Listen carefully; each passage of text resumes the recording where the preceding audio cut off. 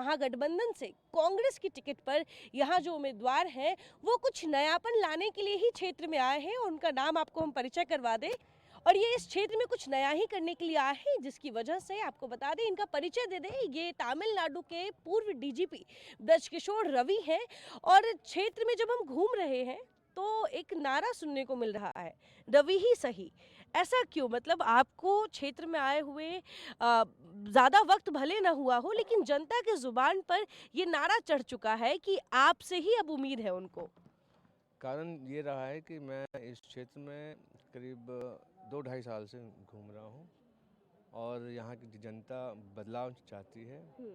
और जो आपने कहा नारा रवि है सही, वो इसलिए है कि जो मेरे पास में प्रशासनिक अनुभव है जी। क्योंकि जनता के जो समस्या है वो 3 जगह में सॉल्व होती हैं। एक है डीएम डिस्ट्रिक्ट मजिस्ट्रेट, दूसरा है सीएम चीफ मिनिस्टर और तीसरा है पीएम प्राइम मिनिस्टर।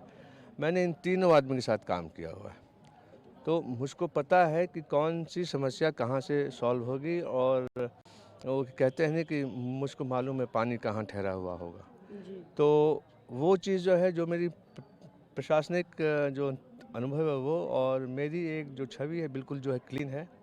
मैंने 34 साल जो है इंडियन पुलिस सर्विस में काटा है, गवर्नमेंट ऑफ इंडिया में काम किया, यूएनओ में काम किया और अपने जन्मभूमि में कुछ लौटाने के लिए आया हूँ जनता को। तो जो भी मेरा एक्सपीरियंस है, जैसे कि मेरा कैडर तमिलनाडु रहा, बहुत ही डेवलप्ड स्टेट रहा है, इंडस्ट्रियलाइज्ड है, एग्रीकल्चर बहुत ही साइंटिफिक है, लिटरेसी रेट बहुत ज़्यादा है। लिटरेसी 100% है। जी। तो ये सब चीज़ों को जो है यहाँ पर करने के लिए काफ़ी कुछ है अभी। और अगर यहाँ काम करना चाहे तो कोई भी आदमी आकर के, it's really a raw place. और यहाँ कुछ नहीं हुआ, यहाँ पर काम हुआ ही नहीं है। तो वो काम करने के लिए जो है मेरे पास योजनाएं हैं और जज्बा है। देखा जाए तो आप जिस पार्टी, जिस गठबंधन का हिस्सा हैं, वहाँ उसमें जो पार्टी आरजेडी है, उस पे एक बड़ा आरोप लंबे समय तक लगता आया है, दैट इज जंगल राज का। आप खुद प्रशासनिक सेवा में सबसे उच्च पद से आप आए हैं। आप जानते हैं किस तरीके से कानून व्यवस्था बनाए रखना होता है, किस तरीके से उसको मैनेज किया जाता है। क्या यहाँ की जनता, जो उनके मन में अगर 5% भी इस चीज को लेके शंका होगी, तो क्या वो आपको देख के वो शंका वो दूर कर सकते हैं कि अगर आप हैं तो वो सुरक्षित हाथों में है? बिल्कुल, देखिए कि जो भी लोग ये कह रहे हैं कि जंगल राज है, मैं तो कहूँगा जो आज का जो राज है अभी फिलहाल, लोग कहते हैं कि सुशासन बाबू का राज है, मैं कहता हूँ कुशासन बाबू का राज है। यहाँ पर आए दिन, अभी आपने हाल में देखा होगा मोकामा में क्या हुआ, पॉलिटिकल राइवलरी में जो है आपने एक आदमी का मर्डर कर दिया, फिर तो उसके बाद अनंत सिंह को पकड़ा गया और फिर उसको भेजा गया। जिले के अंदर आए दिन जो है हत्याएं होती रहती हैं, अपहरण भी होता है।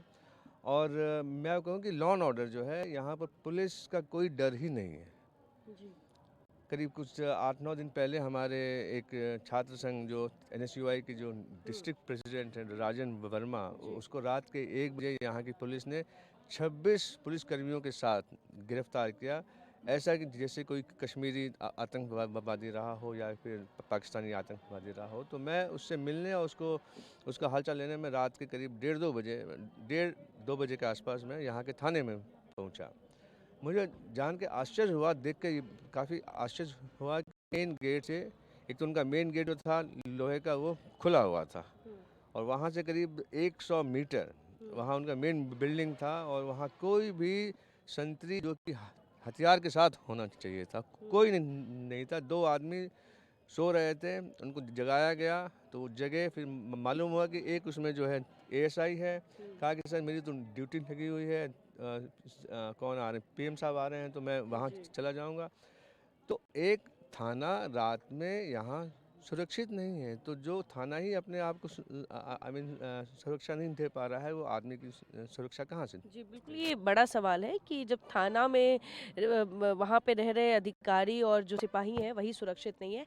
सवाल ये भी बनता है कि आप जिस राज्य में 23 साल सर्विस देकर आए हैं और जिस राज्य से आप बिलोंग करते हैं, जिस राज्य जो आपकी जन्मभूमि है, दोनों में ज़मीन आसमान का फ़र्क बहुत पैमानों में माना जाता है। ऐसे में क्या हम गुजरात मॉडल की बात करते हैं, लेकिन तमिलनाडु मॉडल जो है उसके बारे में जग जाहिर है। क्या तमिलनाडु मॉडल को आप बिहार में लाना चाहेंगे? अपने क्षेत्र से शुरुआत इसकी करना चाहेंगे? बिल्कुल चाहूँगा। और अगर मैं पुलिस की बात करूँ हुँ, एज ए होल कंसेप्ट, तो आप देखिएगा कि जहाँ भी पुलिस कमिश्नरेट आई है वहाँ पर लॉ एंड ऑर्डर बेटर हो गया हो। और आज आज जो है देश में Tamil Nadu, Karnataka, Andhra, Telangana, Mumbai, Gujarat, even even UP में भी आ इवन गया है। यूपी दिल्ली, हाँ। कमिश्नरेट आ गया है। तो वहाँ पर आप देखेंगे कि लॉ एंड ऑर्डर और क्राइम काफ़ी ठीक हुआ है। बिहार में आज तक इस पर कुछ सोचा ही नहीं गया है। तो एक तो ये है कि यहाँ पुलिस कमिश्नरेट आए और लॉ एंड ऑर्डर, क्राइम और ट्रैफिक अलग अलग विंग होना चाहिए। जी, होता क्या है कि एक ही आदमी लॉ एंड ऑर्डर भी देख रहा है, क्राइम भी देख रहा है और ट्रैफिक भी देख रहा है, तो डिवीज़न ऑफ वर्क होना चाहिए। और भी जो काफ़ी जैसे कि इकोनॉमिक डेवलपमेंट, आपके पास तमिलनाडु में जो है हैवी इंडस्ट्री, मीडियम इंडस्ट्री और स्मॉल इंडस्ट्री फैला पड़ा हुआ है। तो हर तरह का काम है और हर जगह जो है आपका डेवलपमेंट वहाँ पर हो रहा है। तो उन सब योजनाओं को यहाँ पर भी लाया जा सकता है और इन्वेस्टमेंट भी यहाँ पर लाया जा सकता है। प्रियंका गांधी जी आई थी, उन्होंने क्षेत्र की जनता को संबोधित किया। प्रधानमंत्री नरेंद्र मोदी पे एक बड़ा आरोप भी लगाया कि किस तरह से बिहार के मुख्यमंत्री उनके कब्जे में है, यानी कि नीतीश कुमार खुद फैसले नहीं ले रहे हैं और बीजेपी के नेता उन्हें चला रहे हैं। जाते जाते उन्होंने आपको व्यक्तिगत तौर पे क्या संदेश दिया? मेरे को उन्होंने कहा कि आप जो ये भीड़ देख रहे हैं जी, अच्छी भीड़ है, लेकिन आप जब तक इलेक्शन ना हो जाए तब तक आप सोना मत। जी, तो वो उनका मैसेज था कि इस भीड़ को आप मतलब भीड़ अच्छी है, लेकिन ये आपको कंप्लेसेंट ना करें, आप निश्चिंत मत हो जाना कि ये है। और फिर मैंने उनको कहा कि जिला बनाने की बात, कि यहाँ की जनता की 30 सालों से ये मांग है कि इसको जिला बनाया जाए। ज्ञान हो कि जब पटना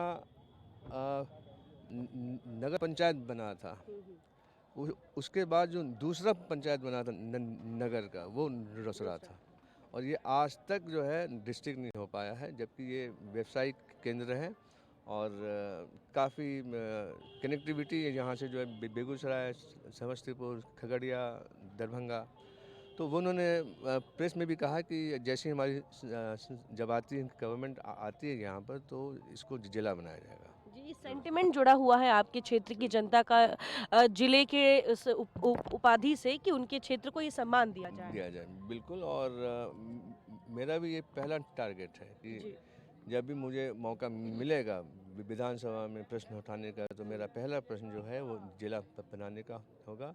और हमारी जो अगर गवर्नमेंट आई हमारी इंडिया गठबंधन की, तो ये जिला बन के रहेगा।